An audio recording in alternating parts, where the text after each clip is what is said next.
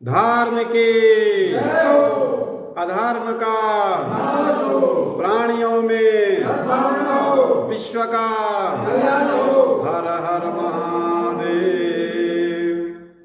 बहुत से लोग प्रश्न पूछते हैं कि रामायण पढ़ने से क्या होगा, सत्संग सुनने से क्या होगा, भगवान का ध्यान करने से क्या होगा, और भगवान का ज्ञान प्राप्त करने में क्या लाभ होगा। तो ये लाभ सांसारिक लाभ के लिए नहीं है, आत्म लाभ के लिए है। ठीक है। हमारा मूल स्रोत क्या है? हमारा मूल स्रोत क्या है? हमारा मूल स्रोत क्या है? हमारा मूल स्रोत क्या है? जिसकी आत्मा परमात्मा से एक हो गई है, जिसकी आत्मा परमात्मा से एक हो गई है, उसके अंदर जीवन में जिसकी आत्मा परमात्मा से एक हो जाती है, उसके जीवन में उसकी आत्मा परमात्मा से एक हो जाती है, और परमात्मा की सत्ता से जिसकी सत्ता की एकता का ज्ञान बोध हो जाता है, तब ईश्वर की सत्ता, ईश्वर की पूर्णता, ईश्वर का आनंद, क्या है, ईश्वर का अमृतत्व और ईश्वर का ज्ञान उस भक्त में, उस प्राणी में आ जाता है। यही सबसे बड़ा लाभ है। क्या है? धन दौलत के लाभ के लिए कोई महात्मा नहीं बनता है, संसारिक पद भोग ऐश्वर्य को पाने के लिए कोई महात्मा नहीं बनता है।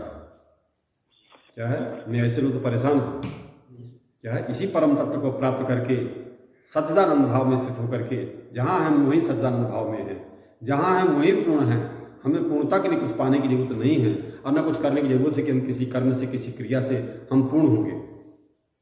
क्या है?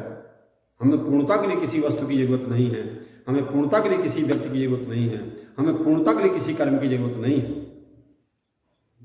तो जिसके अंदर जीवन में परमात्मा की सत्ता, परमात्मा की शक्ति और परमात्मा की बुद्धि, माने परमात्मा की पूर्णता आ जाती है, और परमात्मा की पूर्णता अपने में आ जाना, यही तो ज्ञान है। नहीं कोई कितना रटा हुआ हो ज्ञान हो, कितनी उपाधि ज्ञान हो, क्या बड़े बड़े और डिग्रीधारी लोग, बड़े बड़े पढ़े लिखे लोग, क्या है, क्या आसान तो नहीं है? क्या अधूरे नहीं है? क्या अपूर्ण नहीं है? क्या उनमें छल कपट नहीं है? क्या उनमें बेईमानी नहीं है? बोलो। माया बस पर छिन्न जड़ा, जीव की ईश समान। माया से जो कटे पिटे बैठे हैं, माया से जो लुटे पुटे बैठे हैं, ऐसे परछिन्न जीव क्या कहीं ईश्वर के समान हो सकते? ईश्वर की कृपा प्राप्त किए बगैर, ईश्वर से एक हुए बगैर, क्या है, कोई ईश्वर से कैसे एक होगा? गुरु कृपा प्राप्त किए बिना कोई गुरु से एक कैसे होगा, और कोई गुरु कैसे होगा? बोलो। तो आपके जीवन में बहुत से, गीता में भगवान यही कहते हैं, और गीता का कर्म योग है। भगवान कहते हैं अपने घोड़ों की बागडोर भगवान के हाथों में सौंप दो, धनुष बाण लेकर के कर्म क्षेत्र में, युद्ध भूमि में डटे रहो। इसलिए, और वो है संचालक, और तुम हो धनुष बाणधारी। अब तो श्री है, श्रुति है, और वही नीति का निवास है। कुछ लोगों ने जरूर सुना होगा कि जो जल गंगा जी से अलग हो जाता है वो अपवित्र हो जाता है, पूजा पाठ में काम नहीं आता है। जो मूल धारा से अलग हो जाता है, मूल धारा माने परमात्मा से, गुरु तत्व से, क्या है, ईश्वर तत्व से, वेद से, क्या है, जो वेद का ज्ञान है वो शराब के समान हो जाता है, जो मूल धारा को छोड़ देता है, जो मूल धारा की उपेक्षा करता है। क्या है, तो अपने मूल को छोड़ देने से, अपने मूल का तिरस्कार कर देने से जीव में अपवित्रता आ जाती है, और अपने मूल का आदर सत्कार सम्मान करने से, मूल से जुड़ जाने से उसमें पवित्रता आ जाती है। अनपढ़ क्यों ना हो, गरीब क्यों ना हो, कोई भी उम्र का काला गोरा क्यों ना हो, किसी भी देश का हो, किसी भाषा प्रांत का हो, कोई भी व्यक्ति अपने ईश्वर से कृपा प्राप्त करके या ईश्वर के शरणागत हो करके अथवा बोध प्राप्त करके, दो ही मार्ग है। क्या है, ईश्वर की पूर्णता अपने में ले आए, ईश्वर का आनंद अपने में ले आए, ईश्वर का ज्ञान अपने में ले आए। क्या है, और सारे संसार में फैलाओ ईश्वर का प्रेम, ईश्वर का ज्ञान, ईश्वर का आनंद, ईश्वर की सत्ता फैलाओ। राग द्वेष के वशवर्ती होकर के, पक्षपात करके और किसी के साथ दुर्व्यवहार करने की जरूरत नहीं है। तो जो सुख है, जो मूल धारा से अलग हो जाता है, गंगा जी के मूल धारा से जो पानी अलग हो जाता है, हमारे शास्त्र कहते हैं वो अपवित्र हो जाता है। जीव में अपवित्रता क्यों आ गई? क्योंकि हम मुख्य धारा से अलग हो चुके हैं। क्या है, तो ये शराब के समान हो जाता है, उसमें स्नान भी नहीं किया जाता उस पानी में, और जो गंगा जी की धार से लगा हुआ है वो जल पवित्र हो जाता है। ईश्वर की धारा से, सनातन धर्म की गुरु परंपरा की धारा से जो जुड़ा रहता है उसी में पवित्रता रहती है। दुनिया में कोई विद्या, बुद्धि, धन और बल, पद ऐसा नहीं है, भोग ऐसा नहीं है, क्या है, कि मनुष्य को पवित्र कर सके। ये ध्यान रखना है। तो ये जीवात्मा भी जिस मूलधारा से, जिस उद्गम से, जिस स्रोत से निकला हुआ है, हमारा आत्मा जहां से निकला है, मिट्टी घड़ा जहां से निकला है, मिट्टी से, क्या है, वो कहीं भी रहे लेकिन मिट्टी से अलग नहीं है। ध्यान रखना, हमारा ये आत्मा जहां से निकला है उससे हम जुड़े तो रहे, और जोड़ने के लिए गुरु होता है। वो जोड़ने के लिए स्कूल की पढ़ाई नहीं होती है। क्या है, जोड़ने के लिए स्कूल की पढ़ाई नहीं होती है। स्कूल की पढ़ाई तो अपने कर्तव्य, अपने कर्म और के अनुसार व्यक्ति अपना धंधा करे, व्यापार करे, व्यवसाय करे, सर्विस करे, नौकरी करे, पूजा पाठ करे, राजनीति करे, तो उसके लिए पढ़ाई जरूरी है। इंजीनियर बने, डॉक्टर बने, अधिकारी बने तो उसके लिए क्या है, प्रोफेसर बने, शिक्षक बने, तो आचार्य बने तो उसके लिए पढ़ाई जरूरी है। ध्यान रखना। क्या है, लेकिन अंत में जिस स्रोत से ये निकला हुआ है, जिस स्रोत से ये निकला है, अंत में उसी स्रोत में उसको मिलना पड़ेगा, दूसरा कोई मार्ग नहीं है। इसलिए जब इसका संबंध जुड़ा रहता है, जब जीव का संबंध ईश्वर के साथ जुड़ा रहता है तो जीव पवित्र रहता है, और जब जीव का ईश्वर के साथ संबंध टूट जाता है, उपेक्षा कर देता है, अनादर कर देता है, अभिमान बस, क्या है कि हम श्रेष्ठ हैं, वो कनिष्ठ है, बोलो, तो क्या होता है, ईश्वर से बिछुड़ गया है, ईश्वर से जीव अलग हो गया है, तो हमारे शास्त्र कहते हैं वो अपवित्र हो जाता है। क्या है, अपवित्र हो जाता है। वो प्रमाण नहीं होता है। अपवित्र व्यक्ति प्रमाण नहीं होता है। अपवित्र व्यक्ति की वाणी भी अपवित्र होती है। तो इसलिए ये ध्यान रखना, और गुरु की वाणी हमेशा पवित्र रहती है, वही आदरणीय होती है। वो असत्य हो जाता है, गंगा की मूल धारा से जो अलग होकर के वो तो असत्य हो जाता है। ऐसे जो जीव ईश्वर का तिरस्कार करके, छोड़ करके भटक जाते हैं, वहम में आ जाते हैं, वो असत्य हो जाते हैं, मायावी हो जाते हैं, राग द्वेष से भर जाते हैं, दुख भय शोक से भर जाते हैं। उनकी बुद्धि पूर्णता की नहीं रही तो उनके जीवन में सुख कहाँ रहेगा, उनके जीवन में आनंद कहाँ रहेगा। जीवन में आनंद आ जाए, जीवन में सुख आ जाए, जीवन में पूर्णता आ जाए, तो उसके लिए आध्यात्मिक गुरु का अनुग्रह लेना पड़ेगा। वो भौतिक गुरुओं से काम बनने वाला नहीं है, इसलिए ध्यान रखना जरूरी है। तो आप हैं क्या है? अपना सत्य स्वरूप तो अपने आप है कि नहीं है? अपने होने में तो संदेह नहीं है। अच्छा, ईश्वर के होने में संदेह हो सकता है कि ईश्वर है कि नहीं है, पर तुम हो कि नहीं हो? तुमको अपने होने में संदेह है क्या कि मैं नहीं हूं? आपको अपनी मृत्यु का आज तक कभी अनुभव नहीं हुआ है। माने तुम मरते ही नहीं हो, तुम मरे ही नहीं हो, तुम मरोगे नहीं। शरीर के मरने को अपना मरना मान बैठते हैं। निज भ्रम नहीं समझे अज्ञानी, प्रभु पर मोह धरई जड़ प्राणी। जड़ बुद्धि वाले प्राणी ईश्वर पर दोषारोपण करते हैं, अपने अज्ञान को नहीं संभालते, अपने अज्ञान की ओर ध्यान नहीं है। आज भी ये इतना अति प्रमाण है कि तुम मरे नहीं हो, ये ध्यान रखना। ये प्रमाण है। क्या है? मृत्यु की आगे भी मृत्यु की कल्पना करना गलत है। शरीर की मृत्यु होती है और शरीर की मृत्यु सबकी होती है। शंकर पार्वती के शरीर की मृत्यु हुई है, ध्यान रखना। गणेश जी के शरीर की मृत्यु हुई है, ब्रह्मा जी के शरीर की मृत्यु हुई है, इंद्र के शरीर की मृत्यु हुई है, ध्यान रखना है। लक्ष्मी नारायण के शरीर की मृत्यु हुई है। जो साकार हुए हैं वो सब निराकार में गए, निराकार से आए साकार में गए। अवतार हो, देवी देवता हैं, रहना नहीं देश बिराना है, रहना नहीं देश बिराना है। अब हम लोग आ गए हैं, इस सृष्टि में आ गए हुए हैं, लेकिन यहां अपना कुछ भी नहीं है, अपना तो तृण भी नहीं है।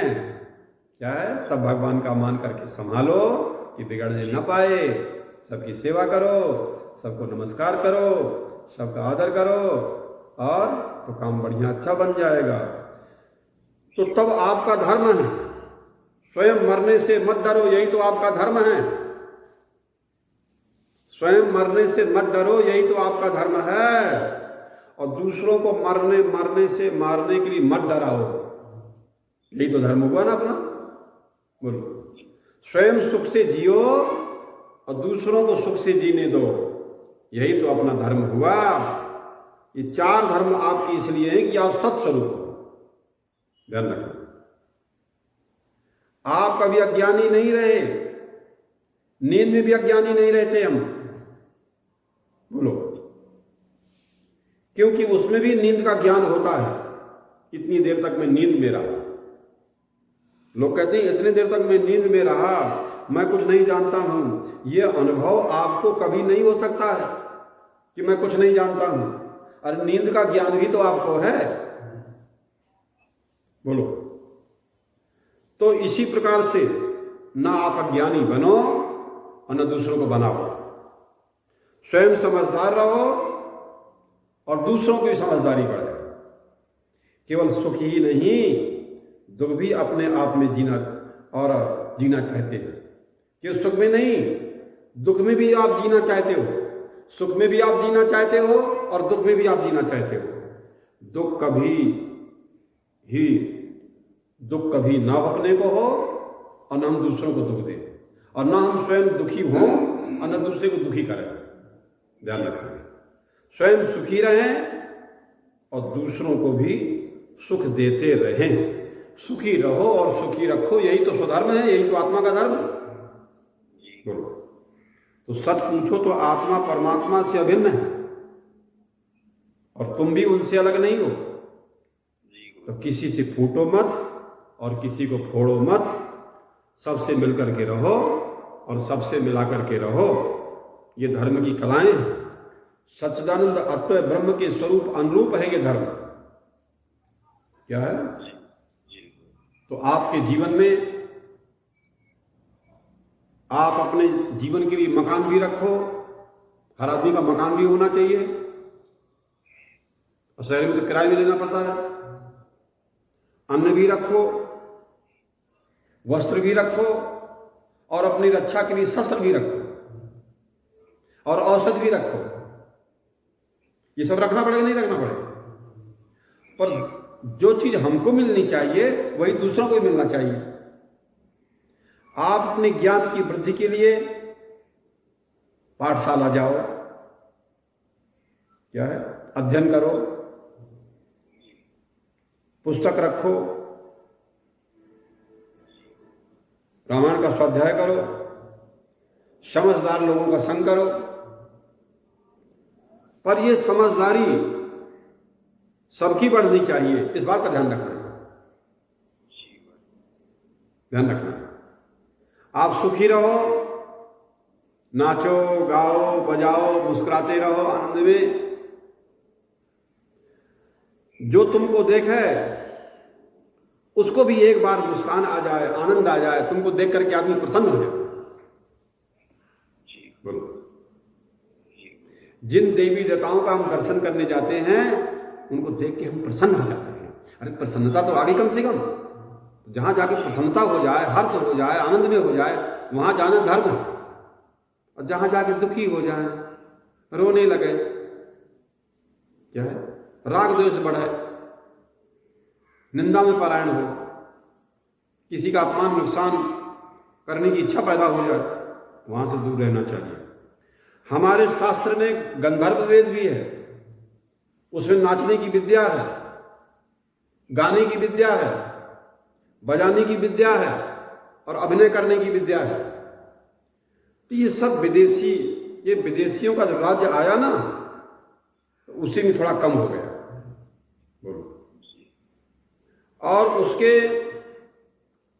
हाँ, और उनके मन में इसके लिए आकर्षण ज्यादा ना हो, विदेशियों ने प्रयास किया, तोड़ दिया। हमारे हर आदमी आनंद में रहे, तो नृत्य करना है, गायन करना है, क्या है, गायन करके, रामचरितमानस का पाठ करके आनंदित हो जाओ, भगवान के नाम का गायन करके आनंदित हो जाओ, चर्च का गायन करके आनंद हो जाओ। इसलिए हम लोगों तो इसी प्रकार से तो जीवन में सुखी रहना और मेल मिलाप से रहना, अपने हृदय में कभी द्वेष ना आने पाए, ये ध्यान रखना जरूरी है। अथर्ववेद में वर्णन किया गया है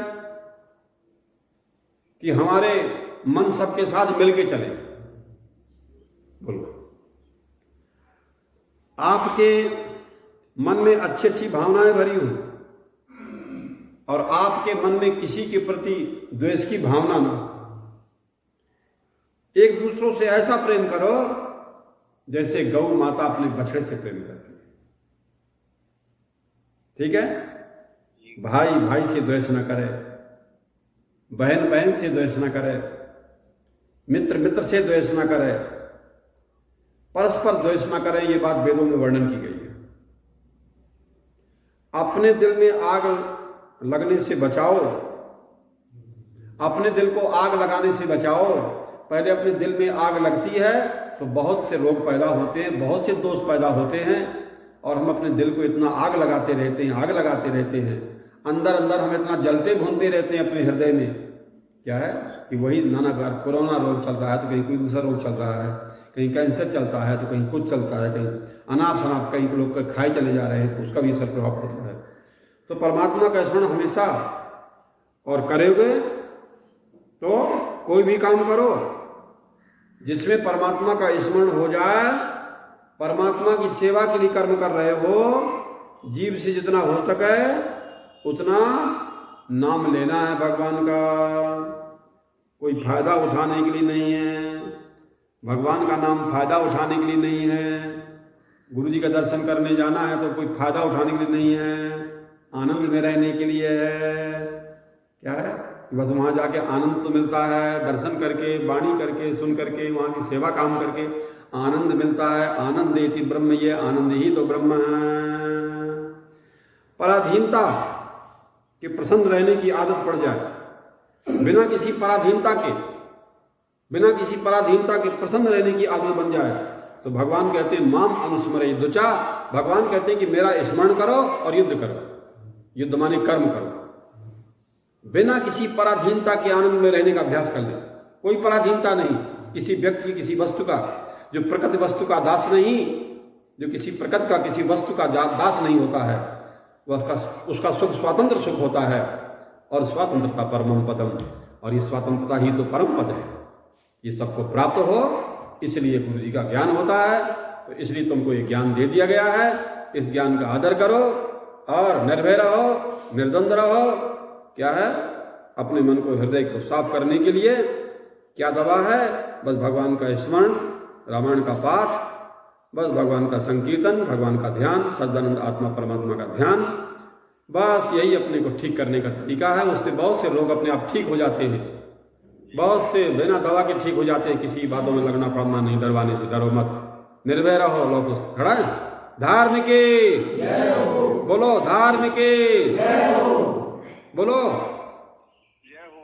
धार्मिक निर्भय होकर के बोलो। तुम लाल के लड़के हो, बोलो धार्मिक, जोर से बोलो। हाँ, धार्मिक, अधर्म का प्राणियों में विश्व का, हर हर महादेव। ठीक है, आज का प्रसंग पूरा हो गया। चलो भैया, पूजा आरती कार्यक्रम करो तो काम अच्छा बने।